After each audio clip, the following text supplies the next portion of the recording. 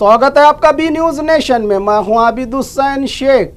कांग्रेस के नेता ने ली बीजेपी की class. NEET paper leak, petrol price और विकास मुद्दे पर बीजेपी पर बरस पड़े एसएम पाटिल गनिहार। बीजापुर में कांग्रेसी नेता कांग्रेस के स्पोक पर्सन एसएम पाटिल गनिहार ने बीजेपी पर तीखा हमला बोलते हुए कहा कि बीजेपी सरकार आने के बाद 5 बार नीट पेपर लीक हुआ है, लाखों स्टूडेंट्स का भविष्य बर्बाद हुआ है। उन्होंने आरोप लगाया कि बीजेपी सिर्फ राजनीति कर रही है, स्टूडेंट्स की उन्हें कोई फिक्र नहीं। एसएम पाटिल गनिहार ने कहा कि मिनिस्टर एमबी पाटिल ने अपर कृष्णा प्रोजेक्ट और तालाब भरो योजना जैसे बड़े इरिगेशन प्रोजेक्ट्स लाकर बीजापुर जिले में नई क्रांति पैदा की है। बीजेपी के आरोपों को झूठा बताते हुए उन्होंने खुली बहस की चुनौती स्वीकार की और कहा कि सिर्फ कागज नहीं, ग्राउंड पर काम दिखाएंगे उतरकर। एमएलए यशवंत राय गौड़ा पाटिल के बारे में बोलते हुए उन्होंने कहा कि इंडी मतक्षेत्र आज शांति और विकास का एक बड़ा मॉडल बना हुआ है। उनके मुताबिक इंडी में एजुकेशन, इरिगेशन और इंडस्ट्री सेक्टर में बड़ा काम हुआ है। गनिहार ने पेट्रोल डीजल के दाम बढ़ाने पर भी मोदी सरकार को घेरा और PM care fund, electoral bond और भ्रष्टाचार जैसे मुद्दों पर सवाल उठाए। साथ ही नीट एग्जाम फिर से स्टेट्स के जरिए करवाने की मांग उठाई। कांग्रेस के स्पोक पर्सन एसएम पाटिल गनिहार, इन्होंने इस मौके पर वसंत हनमोड़े और कई कांग्रेस के नेता रहे इस प्रेस कॉन्फ्रेंस में मौजूद। राज्य ಕೈಗಾರಿಕಾ ಸಚಿವರಾದ ಸನ್ಮಾನ್ಯ ಶ್ರೀ ಎಂ.ಬಿ. ಪಾಟೀಲರು ಮತ್ತು ಇಂಡಿ ಮತಕ್ಷೇತ್ರದ ಶಾಸಕರಾದ ಶ್ರೀ ಯಶವಂತರಾಯಗೌಡ ಪಾಟೀಲರ ಬಗ್ಗೆ ಜಿಲ್ಲಾ ಬಿಜೆಪಿಯವರು ಕಳೆದ ಬುಧವಾರ ಪತ್ರಿಕಾಗೋಷ್ಠಿ ಮಾಡಿ ಕೆಲವು ಟೀಕೆಗಳನ್ನು ಮಾಡಿದ್ದಾರೆ. ಅದರಲ್ಲಿ ಮುಖ್ಯವಾಗಿ ಏನಂದ್ರೆ ಎಂ.ಬಿ. ಪಾಟೀಲರು ನೀರಾವರಿಗೆ ಏನೂ ಮಾಡೇ ಇಲ್ಲ, ನೀರಾವರಿಯೆಲ್ಲ ಬಿಜೆಪಿಯ ಕಲ್ಪನೆಯ ಯೋಜನೆಗಳವು, ಕಾಂಗ್ರೆಸ್ದವ್ರಿಗೆ ನೀರಾವರಿ ಬಗ್ಗೆ ಏನೂ ಕಾಳಜಿ ಇಲ್ಲ, ಎಲ್ಲ ನಾವೇ ಮಾಡಿದ್ದು ಅಂತ ಹೇಳಿದ್ದಾರೆ. ಆಮೇಲೆ ಯಶವಂತರಗೌಡರ ಬಗ್ಗೆ ಮಾತಾಡಿ ಅವರು ನಮಗೆ ಅಂಧಭಕ್ತರಂತ ಶಬ್ದ ಉಪಯೋಗಿಸ್ಯಾರ.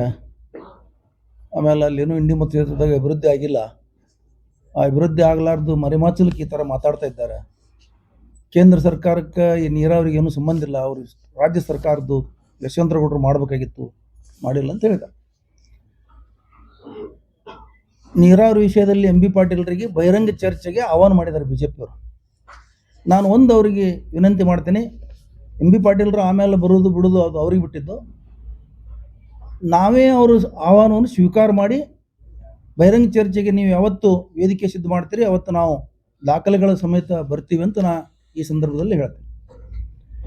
ಯಾಕಂತ ಕೇಳಿದ್ರೆ ಬಿಜಾಪುರ ಜಿಲ್ಲೆ, ಉತ್ತರ ಕರ್ನಾಟಕ, ದಕ್ಷಿಣ ಕರ್ನಾಟಕ, ಇಡೀ ಕರ್ನಾಟಕ ರಾಜ್ಯದಲ್ಲಿ ನೀರಾವರಿ ಕೆಲಸಗಳು ಏನಾದರೂ ಆಗಿದ್ರೆ 2013ರಿಂದ 18ನೇ ಪೀರಿಯಡದಲ್ಲಿ, ಅದು ಎಂ.ಬಿ. ಪಾಟೀಲರ ನೀರಾವರಿ ಸಚಿವರಿದ್ದಾಗ ಕೃಷ್ಣಾ ಮೇಲ್ದಂಡೆ ಯೋಜನೆಗೆ 50,000 ಕೋಟಿ ಹಣ ಕೊಡ್ತೀವಂತ ಏನು ವಾಗ್ದಾನ ಮಾಡಿದ್ರು ಹೊಸಪೇಟೆಯಲ್ಲಿ, ಅದರ ಪ್ರಕಾರ ಅಷ್ಟಕ್ಕಿಂತಲೂ ಹೆಚ್ಚಿಗೆ ಹಣ ತಂದು ಇಡೀ ಕೃಷ್ಣಾ ಮೇಲ್ದಂಡೆ ಯೋಜನೆ ಎಲ್ಲಿ ಎಲ್ಲಿ ಯಾವ ಜಿಲ್ಲೆಗೆ ಬರ್ತದೆ ಅದೆಲ್ಲ ಕಡೆ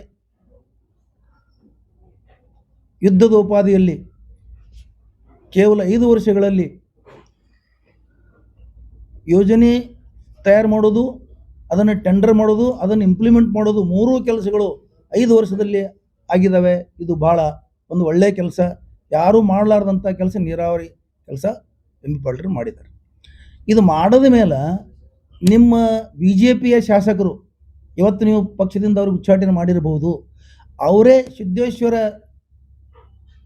ದೇವಸ್ಥಾನದೊಂದು ಕಾರ್ಯಕ್ರಮದಲ್ಲಿ ಎಂ.ಬಿ. ಪಾಟೀಲರನ್ನು ಆಧುನಿಕ ಭಗೀರಥ ಅಂತ ಹೇಳಿ ಪ್ರಶಸ್ತಿ ಕೊಟ್ಟು ಬಾಯಿ ತುಂಬ ಹೊಗಳಿದ್ದಿದೆ. ಇಷ್ಟೆಲ್ಲ ಗೊತ್ತಿದ್ದು ನೀವು ಎಂ.ಬಿ. ಪಾಟೀಲರು ನೀರಾವರಿಗೆ ಏನೂ ಮಾಡಿಲ್ಲ ಅಂತ ಹೇಳೋದು ಇದು ಭಾಳ ಬಾಲಿಶತನದ ಹೇಳಿಕೆ. ಮೊದಲ ಇವರೆಲ್ಲ ಯೋಜನೆ ಏನಿತ್ತು, ಬಿಜಾಪುರ ಜಿಲ್ಲೆ ಯಾವ ಪರಿಸ್ಥಿತಿ ಇತ್ತು, ಇವತ್ತು ಯಾವ ಪರಿಸ್ಥಿತಿ ಇದೆ ಎಲ್ಲ ಗೊತ್ತಿದೆ ರೀ.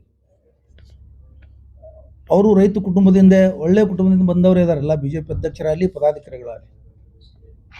ಆದರೆ ನೀರಾವರಿ ಬಗ್ಗೆ ಬಿಜೆಪಿನೇ ಮಾಡಿದೆ, ಉಳಿದವ್ರು ಮಾಡಿಲ್ಲ. ಕೆರೆ ತುಂಬುವ ಯೋಜನೆ ಅದು ಬಿ ಜೆ ಪಿ ಸರ್ಕಾರ ಇದ್ದಾಗೆ ಮಂಜೂರಾಯಿತು ಅಂತ ಹೇಳಿದ. ಆ ಮಾತಿಗೆ ಕೆರೆ ತುಂಬ ಯೋಜನೆ ಬಿ ಜೆ ಪಿ ಸರ್ಕಾರ ಇದ್ದಾಗ ಕೆ ಎಸ್ ಈಶ್ವರಪ್ಪ ನೀರಾವರಿ ಮಂತ್ರಿ ಇದ್ದಾಗ ಅದು ಮಂಜೂರಾತಿ ಕೊಟ್ಟಿದ್ದು ನಿಜ. ಇದು ನಾವು ಅವ್ರಿಗೆ ಈಶ್ವರಪ್ಪನವ್ರಿಗೆ ಧನ್ಯವಾದ ಹೇಳಿದ್ವಿ, ಆಗಿನ ಸರ್ಕಾರಕ್ಕೂ ನಾವು ಧನ್ಯವಾದ ಹೇಳಿದ್ವಿ, ಎಂ ಬಿ ಪಾಟೀಲರು ಹೇಳಿದ್ದಾರೆ. ಆದರೆ ಕೆರೆ ತುಂಬೋ ಯೋಜನೆ ಒಂದು ಕನಸಿನ ಯೋಜನೆ ಎಂ ಬಿ ಪಾಟೀಲ್ರದು. ಆ ಕಾನ್ಸೆಪ್ಟೇ ಯಾರಿಗೂ ಗೊತ್ತಿರಲಿಲ್ಲ. ನಾವೇ ಅವ್ರಿಗೆ ಪ್ರಶ್ನೆ ಮಾಡಿದ್ದೀವಿ, ಏನು ಸರ್ ಕೆರೆ ತುಂಬೋದಂದ್ರೆ ಹೆಂಗೆ ಸಾಧ್ಯದೆ, ಎಲ್ಲಿಂದ ತಂದು ತುಂಬೋರು, ಕೆರೆ ಹೆಂಗೆ ತುಂಬಲು ಬರ್ತೈತಿ ಅಂತ ಕೇಳಿವಿ. ಅವರು ಅವಾಗ ವಿಸ್ತೃತವಾಗಿ ನಮ್ಮೆಲ್ಲರಿಗೆ ಮನವರಿಕೆ ಏನು ಮಾಡಿದ್ರು, ಡ್ಯಾಮಿನಿಂದ ಹೊಳೆಯಿಂದ ನೀರು ಪೈಪ್ ಮುಖಾಂತರ ತಂದು ಕೆರೆಗಳಿಗೆ ತುಂಬಿ ಜನರಿಗೆ ಅನುಕೂಲ ಆಗ್ತದೆ, ಜಾನುವಾರುಗಳಿಗೆ ರೈತರಿಗೆ ಅನುಕೂಲ ಆಗ್ತದೆ, ಅದಕ್ಕೆ ಯೋಜನೆಯನ್ನು ಮಾಡೋಣ ಅಂತ ಹೇಳಿದಾಗ ನಾವೊಂದು ತಿಂಗಳಾನಗಟ್ಟಲೆ ಅವರು ಜೊತೆ ಸೇರಿ ನಾವೆಲ್ಲರೂ ಜಿಲ್ಲೆಯಾದ್ಯಂತ ಕೆರೆ ತುಂಬೋ ಯೋಜನೆ ಮಂಜೂರಾಗಲಿ ಅಂತೇಳಿ ಹೋರಾಟ ಮಾಡಿದ್ದು.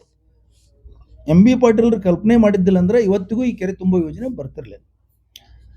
ಆಮೇಲೆ ಎಂ ಬಿ ಪಾಟೀಲ್ರು ಈ ಕೆರೆ ತುಂಬೋ ಯೋಜನೆ ಮಾಡಿದ್ರು, ಕೆನಾಲ್ಗಳನ್ನು ಎಲ್ಲಿ ಬೇಕಲ್ಲಿ ತೊಗೊಂಡು ಹೋದರು. ನಾ ಬಿ ಜೆ ಪಿಗೆ ಒಂದು ಮಾತು ಹೇಳ್ತೀನಿ, ನೀವೇ ಸೆಲೆಕ್ಟ್ ಮಾಡಿರಿ ಯಾವುದೇ ಒಂದು ಹೋಬಳಿ ಜಿಲ್ಲೆಯಲ್ಲಿ, ಆ ಹೋಬಳಿಗೆ ಹೋಗೋಣ, ಅಲ್ಲಿ ಕೆನಾಲ್ ಅದಾವಿಲ್ಲ ಅನ್ನೋದು ನೀವೇ ನೋಡಿಬಿಡ್ರಿ. ನೀವು ಯಾವ ಚಸ್ಮಾ ಹಾಕ್ಕೊಂಡು ನೋಡಿದ್ರು ನಾವು ರೆಡಿ ಇದ್ದೀವಿ. ಯಾಕಂದ್ರೆ ಯಾವುದೇ ಹೋಬಳಿಗೆ ಹೋಗೋಣ, ನಾ ಪ್ರತಿ ಹಳ್ಳಿ ಅಂತ ಹೇಳೋದಿಲ್ಲ, ಹೋಬಳಿ ಅದಾವ, ಹೋಬಳಿ ಮಟ್ಟದಲ್ಲಿ ಹೋಗೋಣ. ಇಲ್ಲಿ ಕೋರವಾರ ಹತ್ರ ಒಂದು ಅಭೂತ್ ಇಡೀ ಏಷ್ಯಾದಲ್ಲಿ ಅಂಥ ಒಂದು ಯೋಜನೆ ಇಲ್ಲ, ಆ ಥರ ಕೆನಾಲ್ ತೊಗೊಂಡೋಗಿದ್ದಾರೆ. ಕೆನಾಲ್ ಮೇಲೆ ಹೋಗ್ತದೆ, ಕೆನಾಲ್ ಕೆಳಗೂ ಹೋಗ್ತದೆ. ತಿಡುಗುಂದಿ ಅಕೊಡೇಟ್ ಇಲ್ಲಿ ಮದಮಾವಿ ಹತ್ರ ಪ್ರಾರಂಭ ಆಗಿ ಅದು ತಿಡುಗುಂದಿವರೆಗೆ ಇಷ್ಟು ದೊಡ್ಡ ಅಕೊಡೇಟ್ ಮಾಡಿದ್ದು ಯಾರೂ ಮಾಡಿಲ್ಲ. ಇದು ಸಾಧ್ಯನೇ ಇಲ್ಲ ಇಂಥದ್ದು. ಇನ್ನೂ ಇಂಥ ಭಾಳ ಅದಾವ. ತುಬಚಿ ಏತ ನೀರಾವರಿಗಳನ್ನು ಮಾಡಿ, ಪಿರಾಪುರ ಏತ ನೀರಾವರಿ ಇರ್ಬೋದು, ಮುಳವಾಡಿ ಏತ ನೀರಾವರಿ ಇವ್ರ ಕಾಲಕ್ಕೆ ಫುಲ್ ಇಂಪ್ಲಿಮೆಂಟ್ ಆಗಿ ಒಂದು ಹಂತಕ್ಕೆ ಬರ್ತದು. ಈ ಎಲ್ಲ ಏತ ನೀರಾವರಿಗಳು, ಕೆನಾಲ್ಗಳು, ಮೇನ್ ಕೆನಾಲ್, ಬ್ರಾಂಚ್ ಕೆನಾಲ್ ಎಲ್ಲ ಸಿಕ್ಕಾಪಟ್ಟೆ ವರ್ಕ್ ಮಾಡ್ಯಾರ.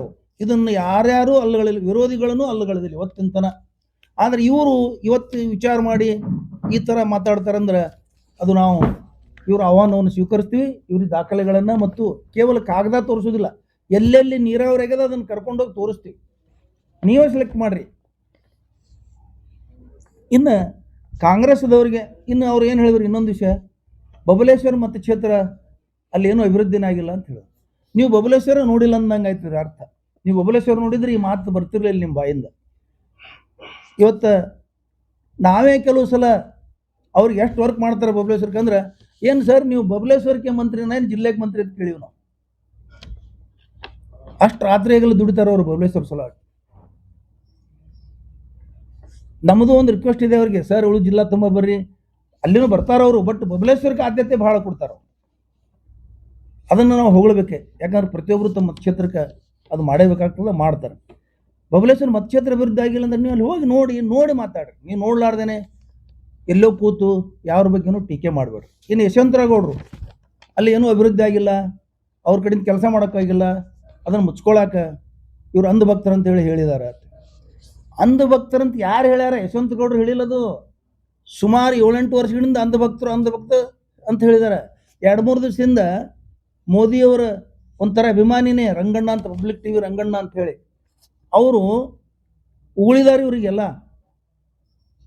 ಮೋದಿಯವರಿಗೆ ಟೀಕಾ ಮಾಡಿದ್ದಾರೆ, ಮಬ್ಬ ಭಕ್ತರು ಅಂತ ಹೇಳಿದ್ದಾರೆ.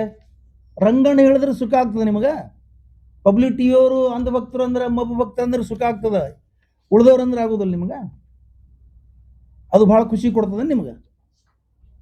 ಅವ್ರು ಹೇಳಿದ್ದು, ಯಶವಂತರಗೌಡರು ಹೇಳಿದ್ದು ಇದು ಶಬ್ದ ಅಲ್ಲಿದು. ಸಾಮಾಜಿಕ ಮಾಧ್ಯಮಗಳಲ್ಲಿ ಎಲ್ಲಿ ಬೇಕಲ್ಲಿ ಪತ್ರಿಕೆಗಳಲ್ಲಿ ಅಂಧಭಕ್ತರಂತ ಹೆಸರು ಯೂಸ್ ಮಾಡ್ತಾ ಇದ್ದಾರೆ, ಅದನ್ನು ಅವರು ಹೇಳಿದ್ದಾರೆ ಅಷ್ಟೇ. ಅದನ್ನೇನು ದೊಡ್ಡದು ಅಂಧಭಕ್ತರಂತ ಹೇಳಿದ್ದಾರೆ? ಈ ದೇಶದಲ್ಲಿ ಏನೇನು ನಡೆದಿದೆ ಅನ್ನೋದು ನೀವೆಲ್ಲ ನೋಡಿ ಮೌನ ವಹಿಸಿದಿರಲ್ಲ, ನಿಮಗೇನು ಅನ್ಬೇಕು? ನಿನ್ನಿನ ದಿವಸ ನೀಟ್ ಪ್ರಶ್ನೆ ಪತ್ರಿಕೆ ಸೋರಾಯಿತು, ಕೋಟಿ ವಿದ್ಯಾರ್ಥಿಗಳ ಜೀವನ ಹಾಳಾಗೋಯ್ತು. ಅವ್ರು ಯಾರ್ಯಾರು ಪಾಸ್ ಆಗ್ತಿದ್ರು, ಈಗ ಮತ್ತೊಮ್ಮೆ ಕೂತ್ರು ಅವ್ರು ಮತ್ತೊಮ್ಮೆ ಪಾಸ್ ಆಗ್ತಾರತ್ತೆ. ಏನು ಗೊತ್ತಾ? ವರ್ಷಗಟ್ಟಲೆ ಅಭ್ಯಾಸ ಮಾಡಿದ್ದಾರೆ, ಅವರು ದುಡ್ಡು ಖರ್ಚು ಮಾಡಿದ್ದಾರೆ, ಕಣ್ಣಲ್ಲಿ ನಿದ್ರೆ ಕಳ್ಕೊಂಡಿದ್ದಾರೆ. ಬಿಜೆಪಿ ಸರ್ಕಾರ ಬಂದ ಮೇಲೆ 5 ಸಲ ನೀಟ್ ಪ್ರಶ್ನೆ ಪತ್ರಿಕೆ ಸೋರಿಕೆ ಆಗಿದೆ. ಅದು ಎಲ್ಲೆಲ್ಲಿ ಬಿಜೆಪಿ ಸರ್ಕಾರಗಳಿದ್ದಾವೆ ಅಲ್ಲೆಲ್ಲಾಗಿದೆ. ಮೊದಲು KET ಆಯಾ ರಾಜ್ಯಗಳು, ನಮ್ಮ ಕರ್ನಾಟಕದಲ್ಲಿ KET ಮಾಡ್ತಿದ್ರು, ಆಯಾ ರಾಜ್ಯದಲ್ಲಿ ಕಾಂಪಿಟೇಟಿವ್ ಎಕ್ಸಾಮಿನೇಷನ್ ಮಾಡ್ತಿದ್ರು. ಅವರು ಅದನ್ನು ಕೇಂದ್ರೀಕೃತ ಮಾಡಿ ಒಂದೇ ಕಡೆ ನೀಟ್ ಮಾಡೋ ಉದ್ದೇಶನೇ ನೀವು ಅದರಲ್ಲಿ ಭ್ರಷ್ಟಾಚಾರ ಮಾಡೋಕು, ಅದರಲ್ಲಿ ಜನರಿಗೆ ಮೋಸ ಮಾಡೋಕಂತ ಮಾಡಿದ್ದು ನೀವು ಆ ಯೋಜನೆ. ನೀಟ್ ಮಾಡೋ ಅವಶ್ಯಕತೆನೇ ಇರಲಿಲ್ಲ, ಜನರಿಗೆ ಮೋಸ ಮಾಡೋಕಂತ ಮಾಡಿದಿರಿ ನೀವು. ಇವತ್ತು ಕಾಳಜಿ ಇಲ್ಲ ನಿಮ್ಗೆ ವಿದ್ಯಾರ್ಥಿಗಳ ಬಗ್ಗೆ. ಬಿಜೆಪಿ ಫ್ಯಾಮಿಲಿ ಕಾರ್ಯಕರ್ತರ ಫ್ಯಾಮಿಲಿಯಲ್ಲಿ ವಿದ್ಯಾರ್ಥಿಗಳಿಲ್ವಾ? ವಿದ್ಯಾರ್ಥಿಗಳಂದ್ರೆ ವಿದ್ಯಾರ್ಥಿಗಳೇ ಅವರು, ಅವರಿಗೆ ಪಕ್ಷ ಪಂಗಡ ಇರುವುದಿಲ್ಲ. ಅದನ್ನು ನೀವು ನೋವಾಗಲ್ವಾ ನಿಮಗೆ? ವಿದ್ಯಾರ್ಥಿಗಳ ಬಗ್ಗೆ ನಿಮಗೆ ನೋವಾಗ್ತಾ ಇಲ್ವಾ? ಅದ್ರ ಬಗ್ಗೆನೂ ಮಾತಾಡಿ. ಯಾಕೆ ಹೀಗಾಗ್ತದೆ, ಆಗಬಾರ್ದು ಅಂತ ಆಗ್ರಹ ಮಾಡಿ ನಿಮ್ಮ ಸರ್ಕಾರಕ್ಕೆ. ಆಮೇಲೆ ಈ ದೇಶದಲ್ಲಿ ನೀರಾವರಿ ಕಲ್ಪನೆನೇ ಇರಲಿಲ್ಲ, ನೀರಾವರಿ ಕಲ್ಪನೆನೇ ಮೋದಿಯವರಿಂದ ಬತ್ತು, ಬಿಜೆಪಿಯಿಂದ ಬತ್ತು ಅಂತ ಹೇಳಿದ್ರು. ನಾವೊಂದು ಪ್ರಶ್ನೆ ಮಾಡ್ತೀನಿ ವಿನಂತಿಯಿಂದ,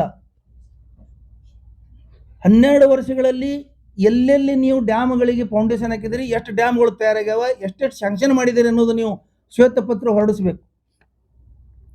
ರಾಷ್ಟ್ರದವ್ರು ಆಗಲಿಕ್ಕಿಲ್ಲ, ನೀವೇ ಮಾಡಬೇಕು. ಜಿಲ್ಲಾದವ್ರು ಎಲ್ಲೆಲ್ಲದ ಅನ್ನೋದು ನೀವು ಜಿಲ್ಲಾ ನಾಯಕರುಗಳು, ಬಿಜೆಪಿ ನಾಯಕರುಗಳು ದಯವಿಟ್ಟು ಇಡೀ ರಾಷ್ಟ್ರದಲ್ಲಿ ಎಲ್ಲೆಲ್ಲಿ ನೀರಾವರಿ ಯೋಜನೆಗಳಾದವು, ಎಲ್ಲೆಲ್ಲಿ ಬ್ರಿಡ್ಜ್ಗಳಾದವು, ಎಲ್ಲೆಲ್ಲಿ ಅಣೆಕಟ್ಟುಗಳಾದವು, ಕಾಂಗ್ರೆಸ್ ಸರ್ಕಾರದಲ್ಲಿಯೇ ಅಣೆಕಟ್ಟುಗಳು ಬ್ರಿಡ್ಜ್ಗಳು ಅವಾಗೇನು ಸ್ಯಾಂಕ್ಷನ್ ಆಗ್ಯಾವ ಅವನ್ನೇ ಓಪನಿಂಗ್ ಹೋಗೋದು, ಅಲ್ಲಿ ಜನ ಇರಲಿ ಬಿಡಲಿ ಫೋಟೋ ತಕ್ಕೊಳ್ಳು, ಕೈ ಬೀಸಿ ಬೀಸಿ ಫೋಟೋ ತಕ್ಕೋತೀರಿ ನೀವು ಮಾಡಿದ ಯೋಜನೆ ನಂಗೆ ತೋರಿಸ್ತೀರಿ. ಅದನ್ನ ಇದ್ರ ಬಗ್ಗೆ ಪಶ್ಚಾತ್ತಾಪ ಮಾಡ್ಕೋಬೇಕು ನೀವು. ಈ ದೇಶದಲ್ಲಿ ಒಂದು ಕುಂಡು ಪಿನ್ ತಯಾರಾಗ್ತಿದ್ದಿಲ್ಲ. ನೆಹರೂರವರು ಪ್ರಧಾನಮಂತ್ರಿ ಆದಮೇಲೆ ಬೃಹತ್ ಕೈಗಾರಿಕೆಗಳು, ಬೃಹತ್ ಅಣೆಕಟ್ಟುಗಳು, ನೀರಾವರಿ ಯೋಜನೆಗಳು, ಈ ದೇಶ ಅಂತಾರಾಷ್ಟ್ರೀಯ ಮಟ್ಟದಲ್ಲಿ ಗುರುತಿಸುವಾಗ 17 ವರ್ಷಗಳ ಕಾಲ ಅವರು ಪ್ರಧಾನಮಂತ್ರಿ ಆಗಿ ಈ ದೇಶವನ್ನು ಅಂತಾರಾಷ್ಟ್ರೀಯ ಮಟ್ಟದಲ್ಲಿ ಗುರುತಿಸೋ ಥರ ಕೆಲಸ ಮಾಡಿದ್ದಾರೆ ಅವರು. ಅವಾಗ ಭಾರತ ದೇಶ ಅಂತಾರಾಷ್ಟ್ರೀಯ ಮಟ್ಟದಲ್ಲಿ ಗುರುತಿಸಿದೆ. ಇವತ್ತು 12 ವರ್ಷಗಳ ಕಾಲ ಕೆಲಸ ಮಾಡಿದಂಥ ನೀವು ಇವತ್ತು ಅಂತಾರಾಷ್ಟ್ರೀಯ ಮಟ್ಟದಲ್ಲಿ ದೇಶದ ಮಾನವನ್ನು ಹರಾಜಿಗೆ ಹಾಕ್ತಾ ಇದ್ದೀರಿ. ಇಸ್ರೇಲ್ಗೆ ಹೋಗಿ ಫಾದರ್ಲ್ಯಾಂಡ್ ಅಂತ ಹೇಳಿದವಾಗ ಇದು ದೇಶದ ಮಾನ ಹರಾಜು ಆಗಲಿಲ್ವಾ?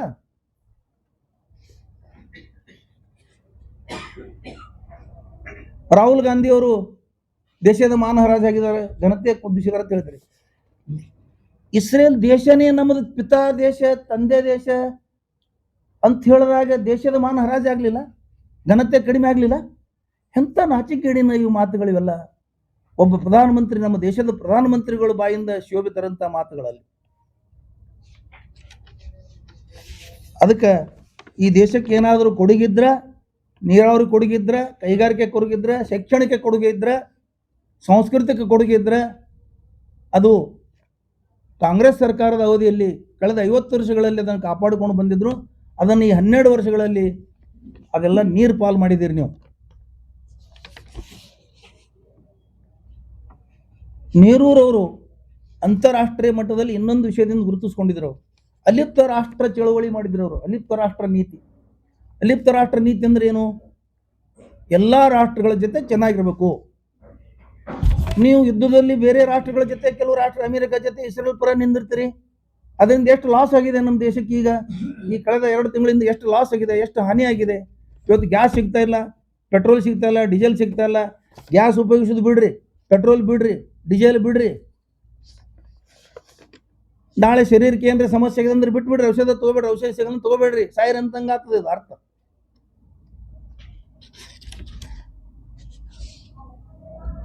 ನಿನ್ನಿನ ದಿವಸ ಪೆಟ್ರೋಲ್ ಹೆಚ್ಚು ಮಾಡಿದಿರಿ.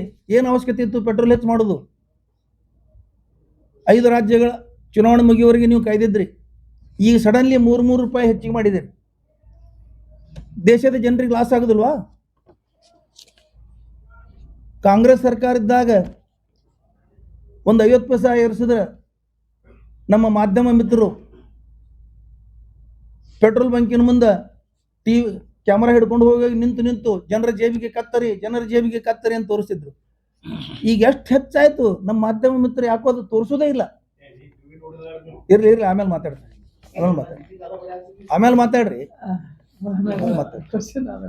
ನಾ ಹೇಳಿದ್ರು ರಾಷ್ಟ್ರೀಯ ಮಟ್ಟದ ಹೇಳ್ತಾ ಇದ್ದೆ. ಈಗ 3 ರೂಪಾಯಿ ಏರಿಸೋದು ಕೂಡಲೇ 10 ರೂಪಾಯಿ ಏರಿಸ್ಯಾರ. ರಷ್ಯಾದಿಂದ ಡೀಸೆಲ್ ಪೆಟ್ರೋಲ್ ಖರೀದಿ ಮಾಡಿ ನೀವು ಬೇರೆ ಪ್ರೈವೇಟ್ ಉದ್ಯಮಿಗಳಿಗೆ ಕೊಟ್ಟು ಅವರಿಂದ ಇಲ್ಲಿ ಸಪ್ಲೈ ಮಾಡಿಸ್ತಾ ಇದ್ದೀರಿ. ಅವ್ರು ಪೆಟ್ರೋಲ್ ಪಂಪ್ಗಳೇ ಪ್ರಾರಂಭ ಮಾಡಿದ್ದಾರೆ ಕಡಿಮೆ ದರದಲ್ಲಿ ತಂದು. ಹಿಂದೆ ಸಬ್ಸಿಡಿ ಕೊಟ್ಟು ಪೆಟ್ರೋಲನ್ನು ಒಂದು ಲೆವೆಲ್ದಲ್ಲಿ ಮಾರಾಟ ಮಾಡ್ಲಿಕ್ಕೆ ಹಚ್ಚಿದ್ರು ಮನಮೋಹನ್ ಸಿಂಗ್ ಸರ್ಕಾರ ಇದ್ದಾಗ. ಸಬ್ಸಿಡಿ ಕೊಟ್ಟಿದ್ರು ಲಕ್ಷಾಂತರ ಕೋಟಿ ರೂಪಾಯಿ. ಇವತ್ತು ನೀವು ಲಕ್ಷಾಂತರ ಕೋಟಿ ರೂಪಾಯಿ ಜನರಿಗೆ ಮೋಸ ಮಾಡಿ ಪೆಟ್ರೋಲ್ ಡೀಸೆಲ್ದಲ್ಲಿ ಗಳಿಸ್ತಾ ಇದ್ದೀರಿ. ಅದಕ್ಕೆ ಕಾಂಗ್ರೆಸ್ಸಿಗೆ ಟೀಕೆ ಮಾಡೋದ್ರಿಂದ ಅಭಿವೃದ್ಧಿ ಆಗೋದಿಲ್ಲ. ದೇಶದ್ದು ಅಭಿವೃದ್ಧಿ ಮಾಡ್ರಿ, ನಾವು ಮೆಚ್ತೀವಿ ಅಭಿವೃದ್ಧಿ ಮಾಡಿದ್ರೆ. ಮಹಾತ್ಮ ಗಾಂಧಿ ಟೀಕೆ ಮಾಡಿದ್ರೆ, ನೆಹರು ಟೀಕೆ ಮಾಡಿದ್ರೆ, ಇಂದಿರಾ ಗಾಂಧಿ ಟೀಕೆ ಮಾಡಿದ್ರೆ ಅಭಿವೃದ್ಧಿ ಅಲ್ಲ ಇದು. ಟೀಕೆ ಅಭಿವೃದ್ಧಿ ಅಲ್ಲ. ಅಭಿವೃದ್ಧಿ ಕೆಲಸಗಳು ಮಾಡಿದ್ರೆ ಮಾತ್ರ ಅಭಿವೃದ್ಧಿ. ಒಂದು ಸೂಜಿನೂ ತಯಾರಾಗಲಾರ್ದಾಗ ದೇಶದ ಅಧಿಕಾರ ವಹಿಸಿಕೊಂಡಂಥ ಕಾಂಗ್ರೆಸ್ 50 ವರ್ಷಗಳಲ್ಲಿ ಏನು ಮಾಡಬೇಕು ಅನ್ನೋದು ಅಂತಾರಾಷ್ಟ್ರೀಯ ಮಟ್ಟದಲ್ಲಿ ತೋರಿಸಿಕೊಟ್ಟಿದ್ದಾರೆ. ಇವ್ರು ಯಾರು ಏನು ಹೇಳಿದ್ರು ಆಗೋದಿಲ್ಲ.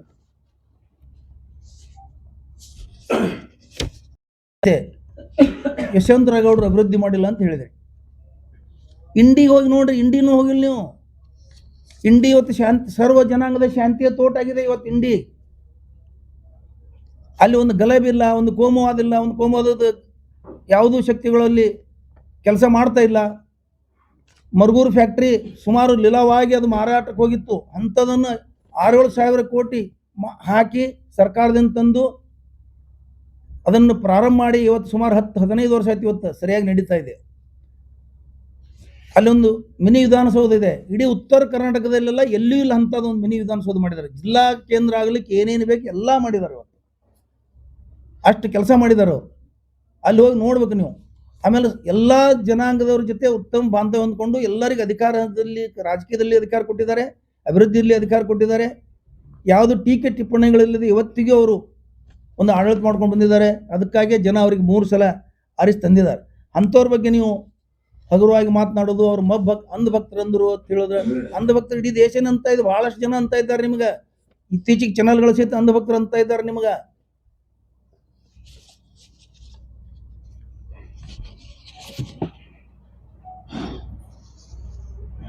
ಅವರು ಅಲ್ಲಿ ಕೈಗಾರಿಕಾ ಪಾರ್ಕ್ ನಿರ್ಮಾಣ ಮಾಡಿದ್ದಾರೆ, ITI ಮಾಡಿದ್ದಾರೆ, ಕಾಲೇಜುಗಳು ಮಾಡಿದ್ದಾರೆ, ಶೈಕ್ಷಣಿಕ ಕ್ರಾಂತಿನೇ ಮಾಡಿದ್ದಾರೆ. ಇಂಡಿ 224 ಮತಕ್ಷೇತ್ರಗಳಲ್ಲಿ ಕೊನೆಯ ಸ್ಥಾನದಲ್ಲಿದ್ದಂಥ ಇಂಡಿ ಇವತ್ತು ಅದು ಮೊದಲನೇ ಸ್ಥಾನದಲ್ಲಿ ಬಂದು ನಿಲ್ಲುವ ಒಂದು ಲೆವೆಲ್ಗೆ ಇಂಡಿ ಮತಕ್ಷೇತ್ರ ಅವರು ತಂದಿದ್ದಾರೆ. ಅದಕ್ಕೆ ನಾವು ಅವ್ರಿಗೆ ಈ ಸಂದರ್ಭದಲ್ಲಿ ಅದನ್ನು ವಿವರಣೆಯನ್ನು ನಿಮ್ಗೆ ಕೊಡ್ತಾ ಇದ್ದೀವಿ. ಆಮೇಲೆ ನೀವು ಅವರು ಕೇಂದ್ರ ಸರ್ಕಾರದವ್ರು ನೀರಾವರಿ ಕೆನಾಲ್ಗಳು ರಿಪೇರಿ ಕೆಲಸ ಮಾಡ್ಬೇಕಂತ ಹೇಳಿದಾಗ ನೀವು ನಿನ್ನೇನು ಹೇಳಿದ್ರಿ? ಏನೂ ಸಂಬಂಧ ಇಲ್ಲ ಕೇಂದ್ರ ಸರ್ಕಾರಕ್ಕೆ ಮತ್ತು ಈ ರಾಜ್ಯ ಸರ್ಕಾರಕ್ಕೆ. ರಾಜ್ಯ ಸರ್ಕಾರನೇ ಮಾಡ್ಬೇಕು ಆ ನೀರಾವರಿ ಕೆಲಸ ಅಂತ ಹೇಳಿದ್ರಿ. ಹಂಗಾರೆ ನೀವು ಕಳೆದ ಸಾಲಿನಲ್ಲಿ ರಮೇಶ್ ಜಿಗಜಿಣಗಿ ನಿಮ್ಮ ಸಂಸದರು ನಾ 2006 ಕೋಟಿ ಕೇಂದ್ರ ಸರ್ಕಾರದಿಂದ ತಂದೀನಿ ಅಂತ ಹೇಳ್ಕೊಂಡಿದ್ರು. ಹಂಗಾದ್ರೆ ಸುಳ್ಳು ಹೇಳಿದ್ರಂತ ಅರ್ಥ ಆಯ್ತಲ್ಲ. ಇದ್ರು ಕೇಂದ್ರ ಸರ್ಕಾರಕ್ಕೆ ನೀರಾವರಿ ವ್ಯವಹಾರಕ್ಕೆ ಸಂಬಂಧ ಇಲ್ಲ, ನೀರಾವರಿ ಇಲಾಖೆಗೆ ಸಂಬಂಧ ಇಲ್ಲ, ಅಭಿವೃದ್ಧಿ ಸಂಬಂಧ ಇಲ್ಲ ಅಂತ ಹೇಳಿದ್ರೆ ಅವರು 2600 ಕೋಟಿ ತಂದಿದ್ದು ಸುಳ್ಳು ಅಂತ ಹೇಳ್ದಂಗೆ ಆತಲ್ಲ. ಅದನ್ನು ನೀವು ಒಪ್ಕೋತೀರಾ? ಸುಳ್ಳು ಹೇಳಿದಾರಂತ ಒಪ್ಕೋತೀರಾ?